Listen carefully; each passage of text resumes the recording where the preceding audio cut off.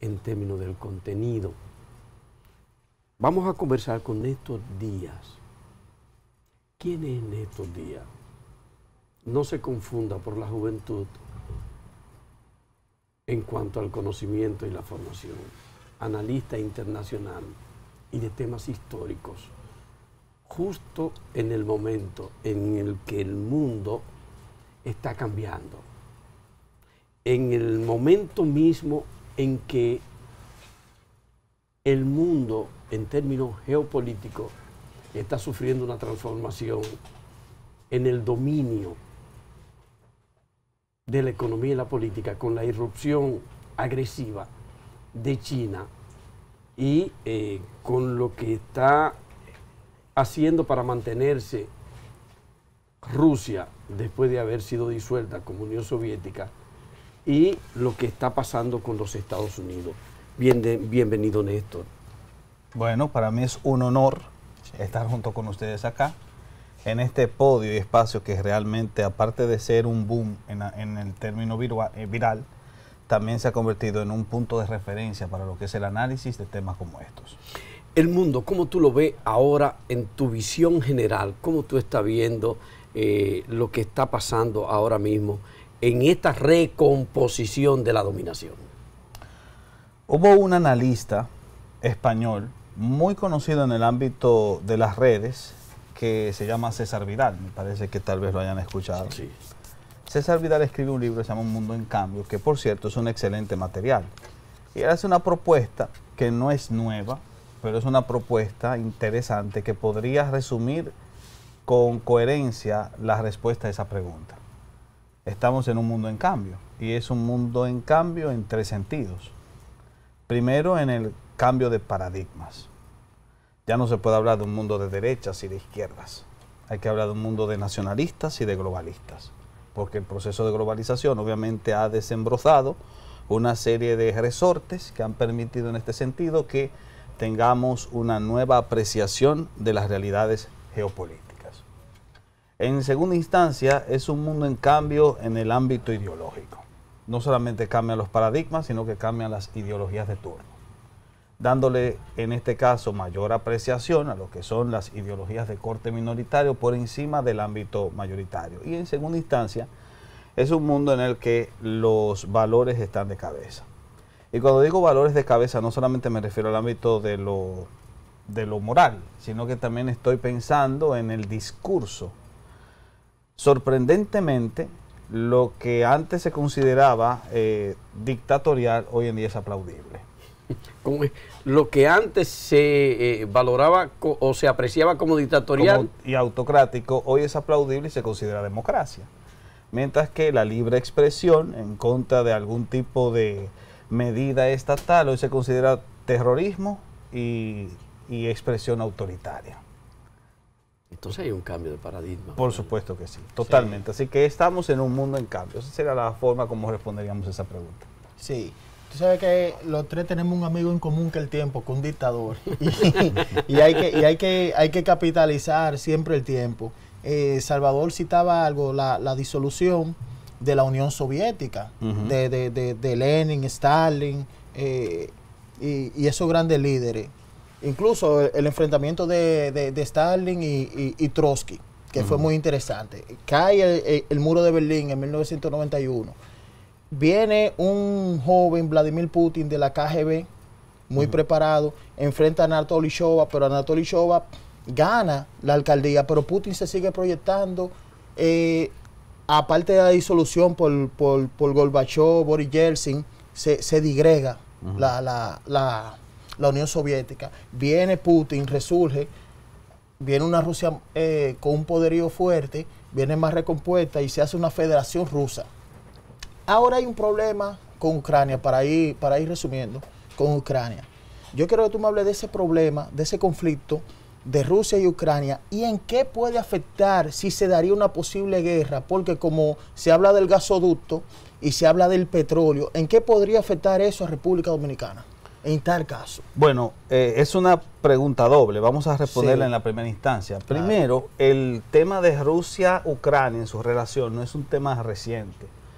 Ebbinghaus diría en una ocasión que las disciplinas generalmente tienen una historia reciente y un pasado remoto. Lo mismo pasa con los conflictos geopolíticos. El caso de Rusia y Ucrania es un caso que debe ser retrotraído al momento en que Ucrania fue absorbida por el Imperio Ruso en el año 1772, finales del siglo XVIII.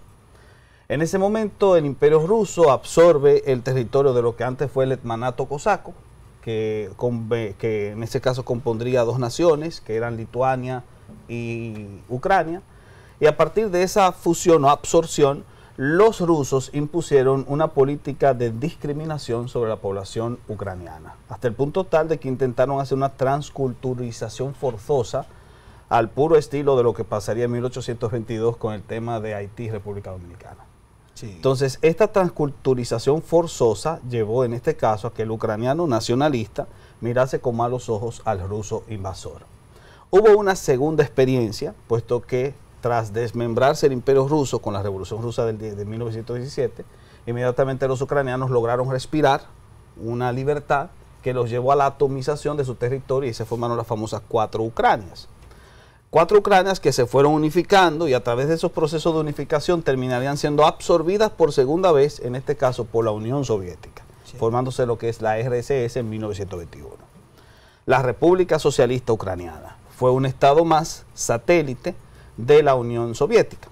A partir de ahí, tras el desmembramiento de la Unión Soviética, otra vez los ucranianos respiran un aire de libertad y se forma entonces el Estado Autónomo de Ucrania. Pero sorprendentemente, mientras fueron parte de la Unión Soviética, los ucranianos también recibieron una política de rusificación en el que se les impuso una transculturización forzosa y al mismo tiempo se desarrollaron pogromos que llevaron a 4 millones de ucranianos a la muerte en el año 1933 por parte de las autoridades rusas. Así que nosotros vamos a ver una relación tirante en la que históricamente los ucranianos rechazan todo lo que sea ruso por el hecho de que los rusos han sido en este sentido discriminadores en sus políticas de aplicación con los ucranianos. Por supuesto que cuando llegamos al tema actual, lo que vamos a encontrar es un intento nuevo por parte de una Rusia que se está fortaleciendo a través de la política expansionista nacida de la concepción nacionalista de Putin, para en ese sentido absorber a esta Ucrania como tal, después de haberse anexado a Crimea y los ucranianos no tener una base militar sólida para poder recuperar ese territorio. Así que desde esa perspectiva, los ucranianos siempre han estado bajo el temor de una invasión rusa. Y esa es la razón de por qué el conflicto está latente, porque es un conflicto de siglos que hoy en día está siendo rehabilitado, entiendo yo, por 2 factores principales.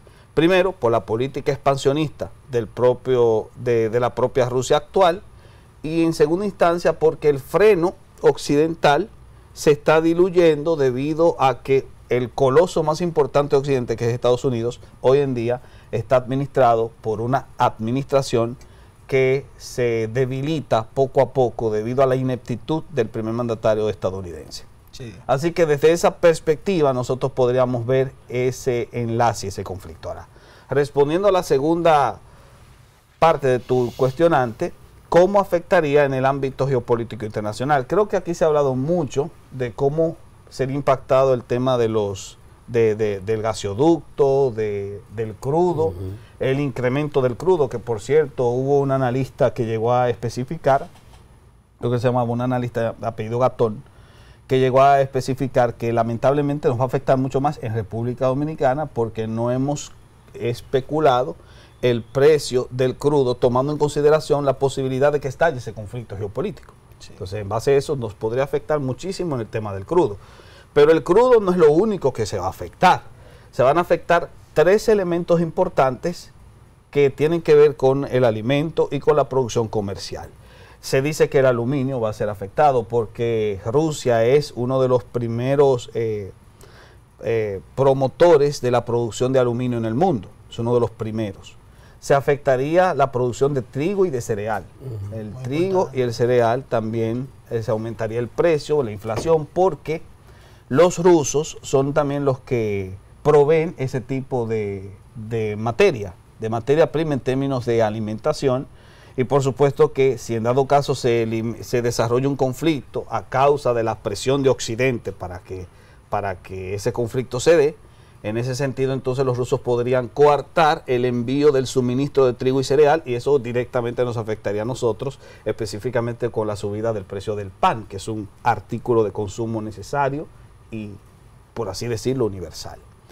Finalmente, aparte del incremento en el consumo del trigo, del cereal, de la producción de aluminio, del oleoducto, en este caso de los precios del barril de petróleo, también nosotros tendríamos un descenso directamente en las inversiones de la bolsa.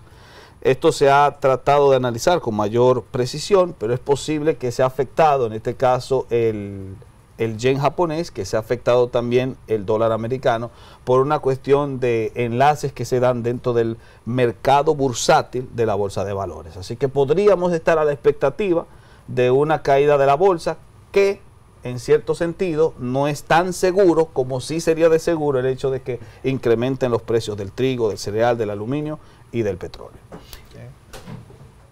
¿Cómo va quedando el mundo en términos de dominación? China, Rusia, Estados Unidos. ¿Qué va a pasar con Estados Unidos? ¿Qué va a pasar con nosotros, con una China que está agresiva entrando en América Latina también? Bueno, creo que nosotros estamos viendo lo que en historia se conoce un cambio de eje. Los grandes imperios tienen etapas elevadas en los picos y luego entonces vienen las caídas inevitables.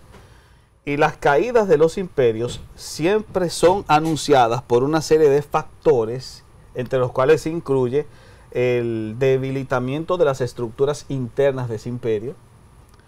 Y en este sentido, las debilitaciones de esas estructuras en el ámbito político y en el ámbito social, al final entonces dan paso a que ese coloso no tenga autoridad directa para poder intervenir en la situación internacional. Así que, sin lugar a dudas, lo que podría pasar es que Estados Unidos ya vaya colapsando como imperio si se mantiene con una política de debilitamiento como la que percibe actualmente, y en dado caso veríamos el refortalecimiento de los gigantes orientales, en este caso China y sobre todo Rusia, que debo decir se encuentra en una fase de apogeo debido a que las fortalezas internas o las estructuras internas de esa nación se están fortaleciendo más y más. República Dominicana, así brevemente, ¿en qué situación queda frente a ese cuadro? ¿Qué le puede esperar? ¿Qué puede hacer? Sin duda alguna, República Dominicana desde la segunda mitad del siglo XIX depende demasiado de Estados Unidos. Es una relación, dicho sea de paso, ya algunos la llaman parasitaria, otros la llaman coyuntural, pero esa relación no se puede revocar de la noche a la mañana, así que sin duda alguna, ante el cambio del eje, nosotros nos veríamos afectados en todos los sentidos. Gracias, muchas gracias.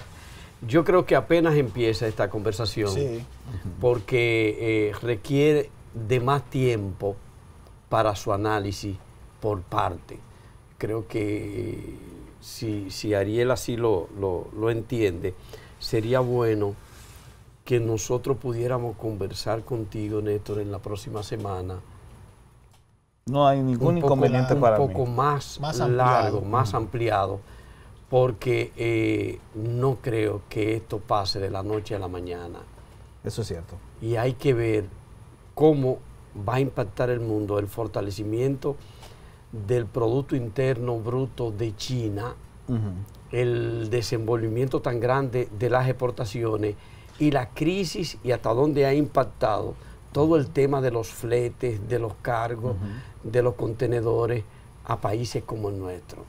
Aquí hay contenedores que llegaban, aquí hay fletes que llegaban a un costo de $1.300 un contenedor y se dispararon a 3.600 en cosa de menos de 2 meses. Y algo arrastra eso. Por cierto. En todos los sentidos. Y el tema también del agua, que trae un recelo con los Estados Unidos, porque Estados Unidos indicaba que China tiene el 18% de la población mundial, pero apenas tiene el 8% del agua, y que China se ha aproximado, según Estados Unidos, a los países de Centroamérica y de todos los países de América Latina, porque aquí comprende el 37% del agua, el 37% del agua dulce. Y es un tema que hay que tocarlo. Néstor Díaz, gracias infinitas. Ariel Lara y Salvador Sánchez le dicen buen feliz resto del día. Mañana a las 4 de la tarde, de nuevo, bajo la producción de Josefa Díaz, Cronómetro Político.